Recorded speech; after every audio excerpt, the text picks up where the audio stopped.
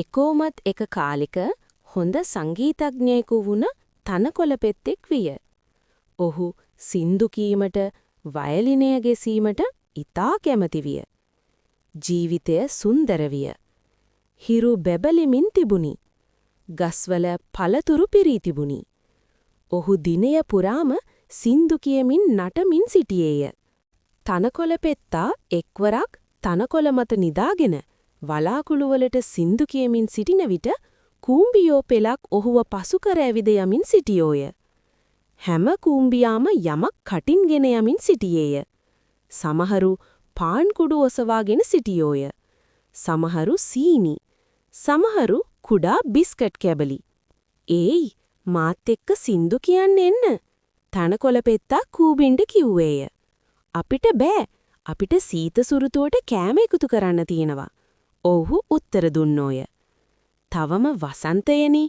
ඇයි දැනිදම්ම සීත සුරුතුව ගැන හිතන්නේ? සියලු දේම හොඳ කාලවලදී තමයි අපි වැඩ කළ යුත්තේ. සියලු දේම හොඳ නැති කාල වෙනුවෙන්," කූඹියෝ කීය. "අයියෝ, ඔයගොල්ලෝ කිසිම ජොලියක් නැති අයනේ," තනකොළ පෙත්තා කීය. ඔහු දිගටම සින්දු කීවේය. ග්‍රීෂ්ම සුරුතුවේ තනකොළ පෙත්තා නැවත නදියක් ළඟ වයලිනය ගැසමින් සිටියදී මෙම කූඹි පේලියම පළතුරු ඔසවාගෙන යනු දුටුවේය. සමහරු කුඩා ඇපල් කැබලිගෙන ගියෝය. සමහරු චෙරි. සමහරු පළම් ගෙඩි. "නැවතිලා සංගීතය අහන්න," තනකොළ පෙත්තා කීවේය. "අපිට බෑ. ග්‍රීෂ්ම සුරුතුව පහුවෙනව. ළඟදීම පළතුරු නැති වෙයි. අපිට ඒව දැන්ම එකතු කරගන්න වෙයි. නැත්නම් සීත කාලයේදී අපිට පළතුරු නැති වෙයි." ඔයගොල්ලෝ කොච්චර හිටින් කරදර වන අයද?" තනකොළ පෙත්තා කීය.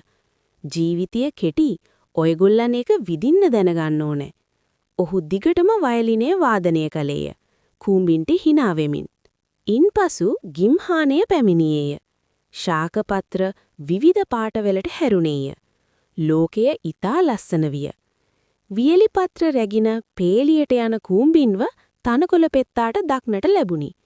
ඔහු සිටියේ තමන්ටම සින්දු මුමුණමින් රත්තරන් පාට කොළවල නිදාගෙන යන. "එන්න, කොළවල ලස්සන බලන්න මාත් එක්ක," ඔහු කූඹින්ට කීය. "අපිට බෑ," කූඹියෝ කීවෝය. "අපිට අපේ ගෙදර හොඳින් උණුසුම් කරන්න ඕනේ ශීත සුරුතුවට පෙර." "කොච්චර දුක්බරද ඔබගේ ජීවිතය," තනකොළ පෙත්තා කීවේය. ඔහු හයියෙන් සින්දුවක් මුමුණමින් පත්‍ර මත හාන්සි වුණේය. ඉන්පසු ශීත සුරුතුව පැමිණියේය. හැම පත්‍රයක්ම, හැම පළතුරක්ම ගස්වලින් ගිලිහී තිබුණි. තනකොළ පෙත්තාට සීතල හා බඩගින්න දැනුනි. ඔහුට නිදා ගැනීමට උණුසුම් නිවසක් ඔහු සාදා තිබුණේ නැහැ. ඔහුට කෑමට ඔහු කෑම එක රැස් කරගෙන තිබුණේ නැහැ.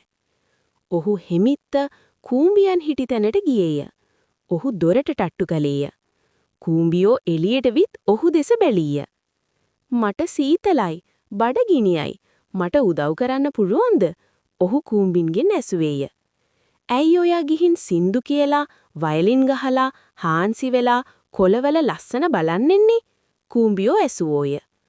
එවිට පිළිතුරක් විදිහට කියන්න තනකොළ පෙත්තාට කිසිවක් තිබුණේ නැහැ.